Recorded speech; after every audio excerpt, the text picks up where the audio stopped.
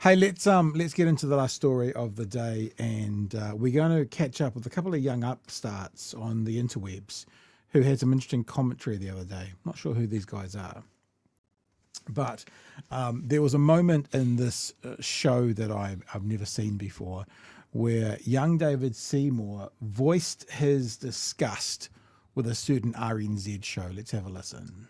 I got interviewed by Guyon Espiner, and I use Guyon as an example because he's someone I do actually have a bit of time for. But, you know, he's interviewing me on this 30-minute uncensored concept he's got. You know, he's lucky to get 8,000 views on YouTube. He's lucky to get 8,000 views. That means they're pretty much all under 8,000 views. He's lucky. We don't need to re-go over this. This was last night's conversation, but that kind of came out of nowhere. And I was wondering, when did he last go on 30? And why is he so focused on it on a weekend interview? And the answer is he's on the latest episode and was obviously still very salty about it. So wanted to throw some shade because this is a shit show. Oh, yes, it is. That is the technical definition of the word. It is a shit show. We're going to play some clips. To be honest with you, I'm not going to play you anywhere near enough. You should go and check it out for yourself. But the first conversation is 90 seconds, and it's just about Crown Māori relations. Are they better or worse under this government? And Mr. Seymour does something interesting, because in that Marilyn Waring conversation, you would have just heard her talking about how these guys don't like evidence. David Seymour on this show seems to be a bit of a fan of evidence. So it's a strange response, actually.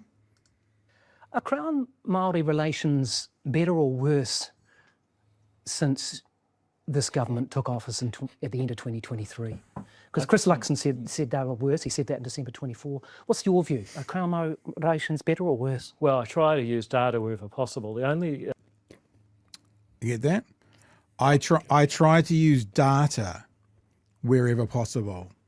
Old Seymour nerding out on the evidence. Your view, are Crown Māori relations better or worse? Well, I try to use data wherever possible. The only data I'm aware of is a TV1 poll that in 2023 asked that. He's citing research, Chewie. He's memorised and he's citing research.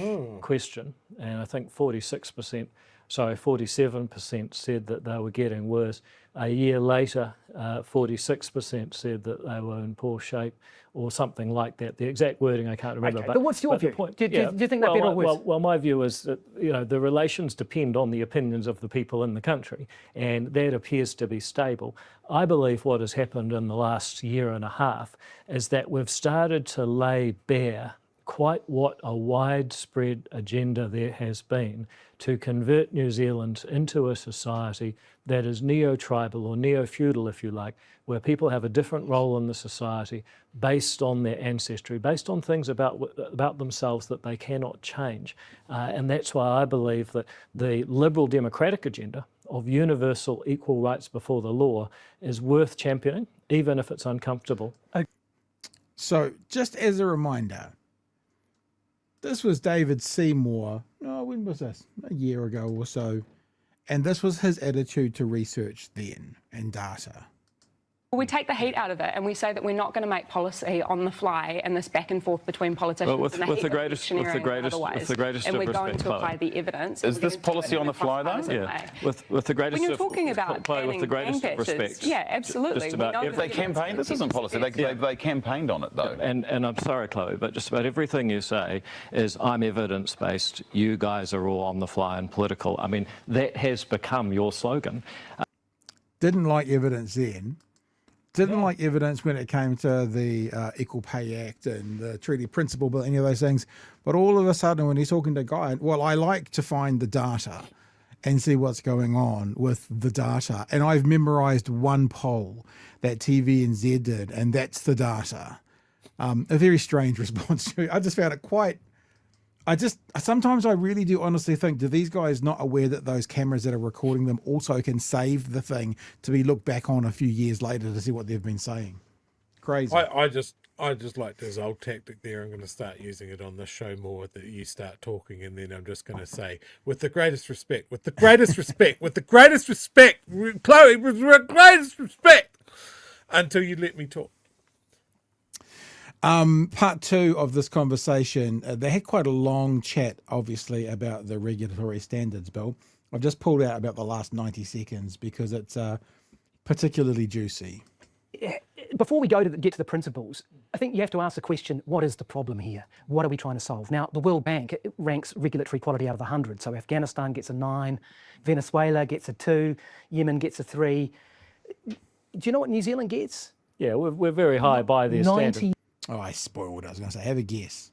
Have a guess. Have a guess. Out of 100, New Zealand's 99. 3. Do you know what New Zealand gets? Yeah, we're very high by their standard. 99 out of 100. Almost perfect. So you are looking for a solution to a problem that doesn't exist, aren't you? No, the Yes. World Bank is assessing, basically, are you a third world country? And so No, it's not. I looked at this. It's assessing regulatory quality. It gives us 99 out of 100. And what it's really assessing is, are you a place where it's possible to do business at all? You don't have to do much in order to be. Okay, well, let's at the take another cutting couple, edge. because the Ministry for Regulation had a look at a couple of these in its regulatory impact assessment. It said that New Zealand was one of the top-rated countries in the World Bank's Ease of Doing Business survey and ranked 6th in the World Justice Project's Rule of Law Index for 2024. So, again, in any measure you can shake a stick but what at, is that? No, we no, no. do very, very well. So here's why what- are you here's- wasting here- time with this? Well, first of all, I'm not wasting time. You know, wouldn't it be great if journalists not asked a wasting time. question without trying to advocate on the interview? But So there's this first slight, you see, undermine, undermine, undermine. So he's not actually answering the question, undermine. So he wants to then be able to go back and cut it up and clip it up for his ACT social media and talk about these woke journalists with their agendas, undermine, undermine. first of all, those two indices, you know what the World Bank Ease of Doing Business? It's things like, is it easy to register a company? Well, yes, it is. New Zealand's Companies Office is one of the most efficient in the world. If you want to formally register a company, you do that very well.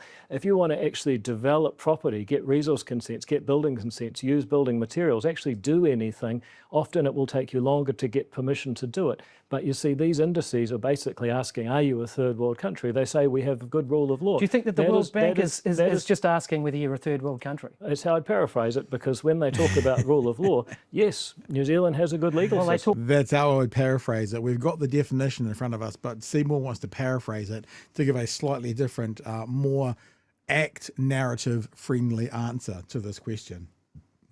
This is actually so- ranking countries on their quality of regulation, though. No, it's not. It's when you talk about the rule of law, what it's really saying is, can you trust the judges? Yes, in New Zealand we've got a good legal system. Our judges are not corrupt. Our judges aren't taking backhanded. That's all really great, and we come out at the top of that. But my question is how easy it is to use and develop your property. How easy is it, for example? Got to say as well, Chewie, I don't know if you noticed this, but if you were playing a drinking game during this 30-minute conversation, with a number of times he either said the word property or property rights, you would have been well pissed in the first 10 minutes. It's like a Tourette's response. Everything was property rights, property. Like I was actually kind of going like, is he mixing up his words and he's got like a tick now? Is this a tick he's got? Genuinely, it was said so much. You can see how they are actively going down that line of making everything about property rights, because then we're talking about land and property, then that obviously equalizes everybody, because there's no race in property, there's no age in property, there's no money, like wealth disparity in property. Property is just the stuff you stand on, and it's all the same for everybody. Well, remember what I said yesterday about ACT's position in the RSB. It's interesting that he's so driven here to talk about property rights and developing your property. And yet everything he has done in government has been aimed squarely at dismantling, at disentangling the treaty from our lawmaking and from our consideration around our lawmaking. That he might talk about individual rights, but it comes back to the property rights. And property rights are something that corporations can have. But property rights is something that the treaty is heavily involved in. So what's his angle here? I think it's fucking obvious. Yeah. Yep. All right. This clip's got 30 seconds. for New Zealand farmers and horticulturalists to get consent for new materials that are good for inhibiting pests, for pesticides, Sure. Okay, for there are a veterinary medicine. couple of examples. Just a second. Just a second. You wanted to talk over me. Actually, Yes. that is the stuff of... He's such a little bitch. I mean, like, He's honestly, a smarmy prick. it's just, he's such a little. It's this example of the right always talking about the soy boy snowflakes on the left, but they're such little snowflakes. Jacinda was right all along. Like little dribbling, cowardly. I haven't said enough words yet. New Zealand's economy, and we are one of the worst countries in the world for getting new chemicals for horticulturalists and farmers to use. And often the new chemicals we want have lower environmental impacts. Our competitors around the world are moving to them. We can't get them consented. Citation needed. Well, I mean, you don't get a chance to do an interview like this unless you're really well prepped. Yeah, let's jump into the next one, shall we? Because it's talking about the principles of the RSB. And this is one of those times you see this tactic that he is coming out with a lot about trying to redirect the question away from what the interviewer has asked him. If we look at something like the pay equity changes, the $13 billion in savings there, you breached both of those, didn't you? I mean, you rammed it through under urgency, it was retrospective, and there was no consultation. So wouldn't this have completely breached that? So let me ask you this question. Can you answer my one first? Yeah. Where in that law did we in any way restrict people's use and exchange of private property? All we did Where was in that law did you consult people? We didn't have to, because all we did was remove... But according to your own thing, Minister, your own law, your own I regulated accept all that, standards but you've bill totally says- missed the point. You've totally... So just to not, hopefully I didn't skip over it, regulatory, like the bills that he's bringing in talks about consultation being a must. He's not consulted when it comes to some of the bills we're now talking about. And he's saying, well, actually, that means you broke your own rules. And he basically says, well, no, because we didn't have to on that one. It's a bizarre little roundabout we go around. Yeah. We didn't have to, because all we did was But remove... according to your own thing, Minister, your own law, your own I regulated accept all that, standards but you've bill totally says- missed the point. You've totally missed the point. We did not place new restrictions on the use and exchange of people's property. We didn't make it harder for people to do business, to create better products, to serve people, to build more They homes. aren't the two What we examples I did- mentioned. what we- I mentioned what we the did- example of retrospectivity, which was breached, was it? No, it was breached because it didn't matter. You know why? Because what was, you know why? Because Do you get that? So the legislation he has in under his Ministry of Regulations talks about not being able to do things retrospectively. In the Equal Pay Act, they did things retrospectively. He says, no, we didn't, and then he explains why they did do it. Honestly, this is an absolute shit show. And if I was him, I'd be salty enough to bring it up again in another interview as well. So, no, we didn't breach them. This is why we breached it. No, it was breached because it didn't matter. You know why? Because what was, you know why? Because you know why? Because what we got rid of, was Why didn't it matter? well, if you just want to let me answer a question, you'd be amazed what you might learn. It didn't haven't answered matter the question because yet. all we did was dismantle a Byzantine crazy system that was ultimately just deciding how much the government would pay different workers that it was employing anyway. Okay, well, we I'm didn't not- need yeah, all but- that bureaucracy. but And there were Minister, I'm people not arguing about- So the only response to this really is, so you're just going to now pay them all more. What you're saying is we didn't need the process. It was a waste of bureaucracy. We'll just up their pay. Because that's the only logical response here from the Equal Pay Act of all those teachers who have now have to go back to stage one. They cancelled it because of a Byzantine era legislation about the government paying its own workers. Okay, so they were going through a process to address that. At the end of the process, it would have been addressed. So what you're saying logically, Mr. Seymour, is if you're going to cancel that process, you're just going to pay them more. I'm down. I'm okay with that outcome. Is that what you're saying, Mr. Seymour? That it's cancelled because it didn't need to be done, so we don't need to do it, we're just going to pay them more. Easy. Done.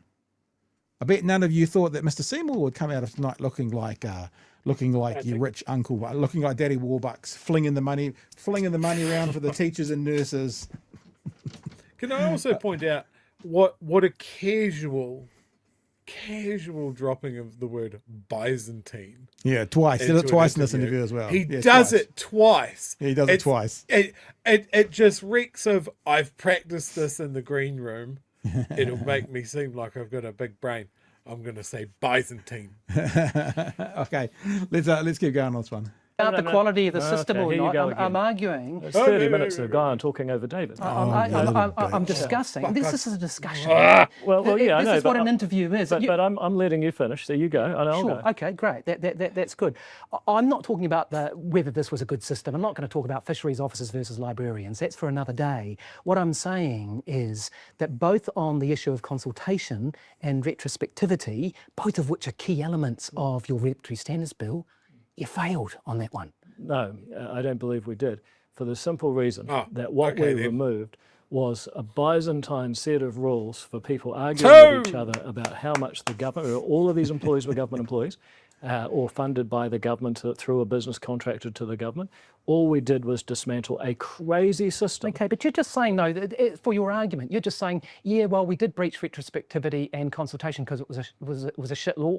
No. Yes. I'm not saying that at all. Yes. What I'm saying is that we did not introduce any new restriction into how people can use their property. We didn't restrict how people can sell their property to others. We didn't put any regulation that affected anyone's freedom whatsoever. What we did was we dismantled what was effective. What about the freedom for those people to get paid more who were partway through the process of getting paid more? Is that something that you quash that freedom? Maybe that's not a freedom, but it's a something. You've caused some people some hardship. If it's not a freedom, it's still a something, Chewie. It's still a something. Effectively an internal government activity of arguing with each other. And look, I saw people who said, oh, you cancelled these 33 appeals retrospectively. Yes. Well, hang on a minute. Yeah, we've all been They said, we work so hard. I said, really? Yes. You think work is arguing you with didn't each think it was other? work. I've heard you say that. That's cool. Well, Okay. well, I I love that. I want to move on. I know, I'm sure you do now. Yes. Do you think work is it's like arguing? It's like, yes, like getting the lawyers together, getting the evidence together, figuring it out. That's all work, Mr. Seymour. What do you think it is? Is that playtime? Can I just say I absolutely love Guyon shutting down a rehearsed talking point that he's used elsewhere. And he does that a couple of times. He knows that David rehearses. And there's nothing wrong with rehearsing, but he has his workshopped phrases and counter arguments that he wants to get out. And Guyon sees him coming a mile off and just goes, right, okay, moving on. I'm not giving you that. I like it. Yeah. I like it because then you're forced to think about your fucking answer rather than what your press secretary's told you to repeat 15 times before going Say on. Byzantine at least 9 times. Say Byzantine. You'll sound smart. It'll score you points with the valuable classics, high school classics teacher demographic. All right. Now, this is sort of the one part of the conversation that's got the most headlines. It's the last clip we're going to play. I've seen people in the chat going, he's still on. I've still left. Fair enough. You're welcome to do that if you don't want to see him. This is only, I think, 90 seconds, though. This is a bizarre conspiracy theory coming from this man. Like a genuine conspiracy theory. And it's created a few headlines. And it's created interviews with people in the tech world going, nah, these kind of bots, it is possible, but no, that's not the situation here. Who did you consult with in Māoridom? Well, we had 144 iwi-based groups who submitted in our public consultation. If that's not enough, then I don't. So they've had 144 iwi groups who have submitted to the last time the Regulatory Standards Bill went through. So he's saying, well, we had 144, that's pretty good. Guyon's about to say, what did they say? Those 144. And Seymour's about to go, well, that doesn't really matter. This is talk about hoisted by one's own petard, for sure. Groups who submitted in our public consultation. If that's not enough, then I don't know what is. Yeah, but and what did they tell you? Because when I read it, it was 23,000 submissions, wasn't it? How many supported it? That's irrelevant. Is it? Yeah, it is. And I'll tell you why. Let's have the answer first. And the answer is 76. 0.33%. But here's the problem here. 0.33%. Here's the problem. You're doing this show, and I hope you get some views on this one because you want to try. But not 8,000 views. Some views, but don't go over 8,000 because that will make me look a liar. Here's the problem. You're doing this show, and I hope you get some views on this one because you want to try and raise the standards of debate in New Zealand. Now, you're smart enough to know that those 23,000 submissions, 99.5% of them were because somebody figured out how to make a bot make fake submissions that inflated the numbers. Yeah, there are I'm bots. a bot. They're bots. And apparently 99.5. So what that means is really, what he's saying is there's really only 76 that voted for it, but that means there's only like 76 that voted against it because it's 99.5% of bots. 100% they know that.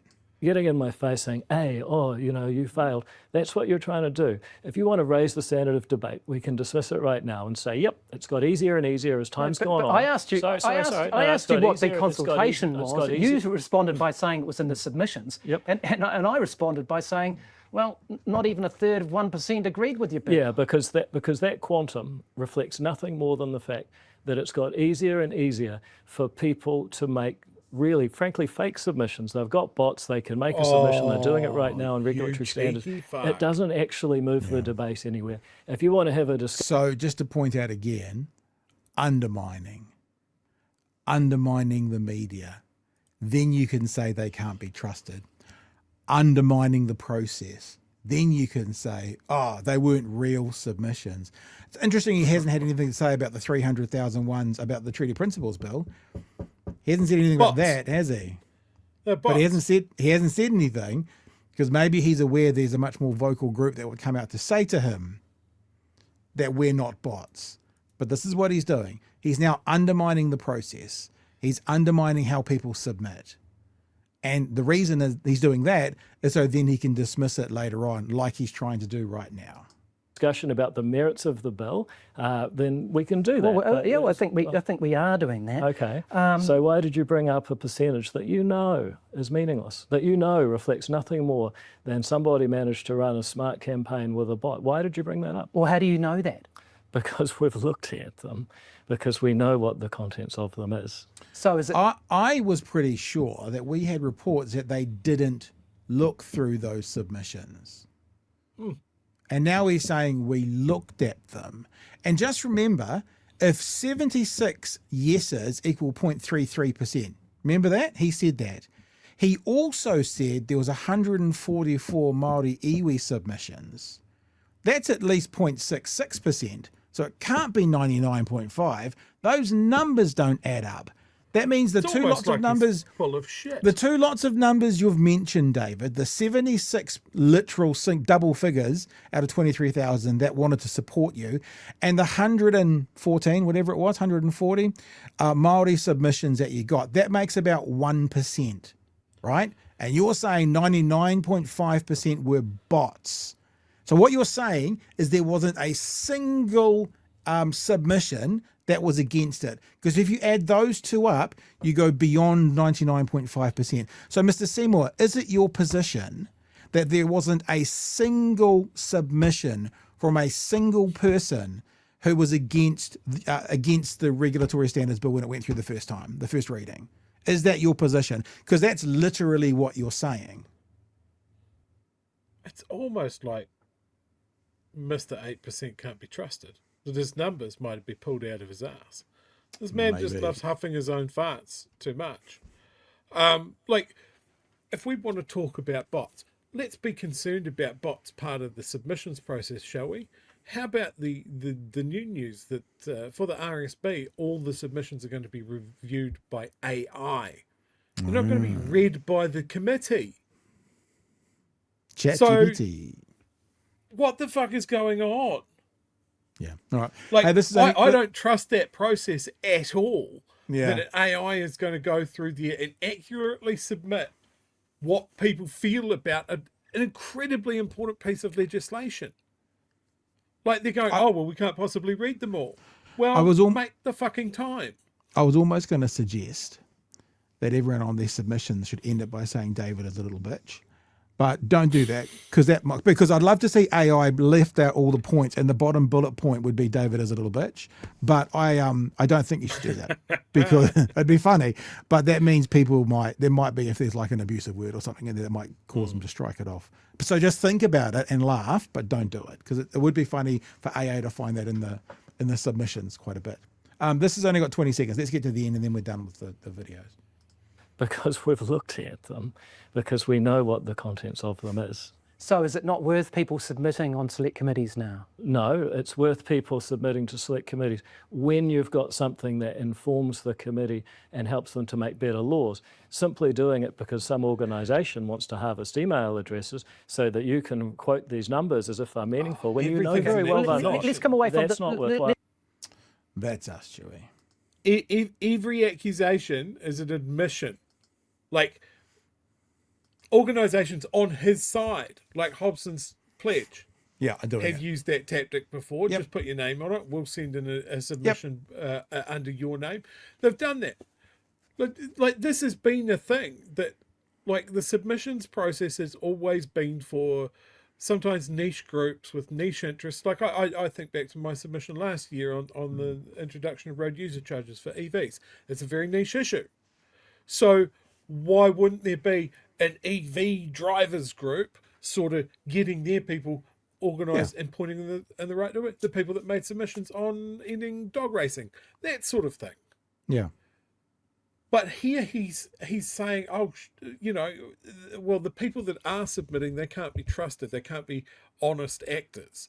It's so aberrant. It's provoked such a response from a much wider segment of the voting base that I've got to either question their validity and bring in something to compromise how that information is going to be communicated to the submissions committee. Like, he's like, oh, well, they're only good if they help us inform good law. What if all of those submissions are, hey guys, have you not noticed this is a terrible law with so many unintended consequences? We're not sure that you've noticed because you're progressing this through the House like a bunch of cockwombles. Hey, the other thing is, the reason he's pulling numbers like, remember what he said, 99.5% of Laughable. the submissions were bots.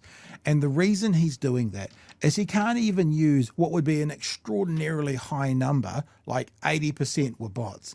Because if 80% were bots, you'd still have 4,600 submissions against 76.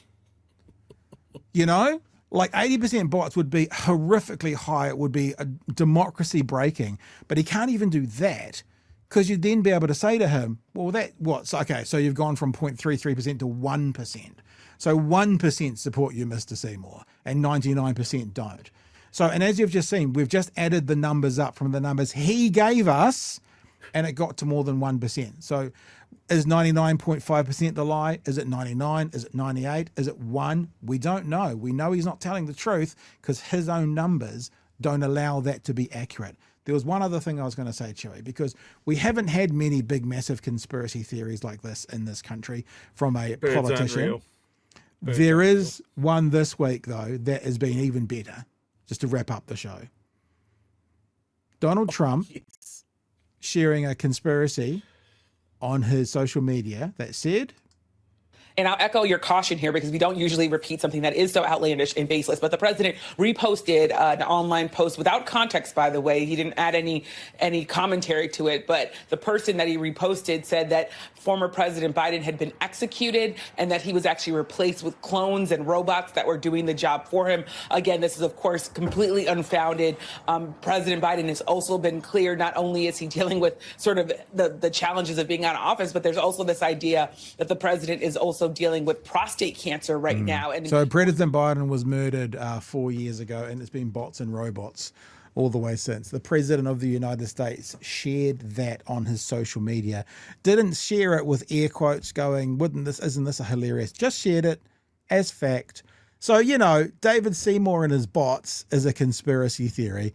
But, dude, in the world of professional politician conspiracies, you're playing in the bush leagues. That's the gold medal. One we just heard is the gold medal conspiracy theories from a politician. Can you call in a welfare check on a sitting president? People should. People definitely should. Or, like, hypothetically speaking, could a New Zealand citizen call in a welfare check on the US president? We're worried about him. He Listen, seems overwhelmed.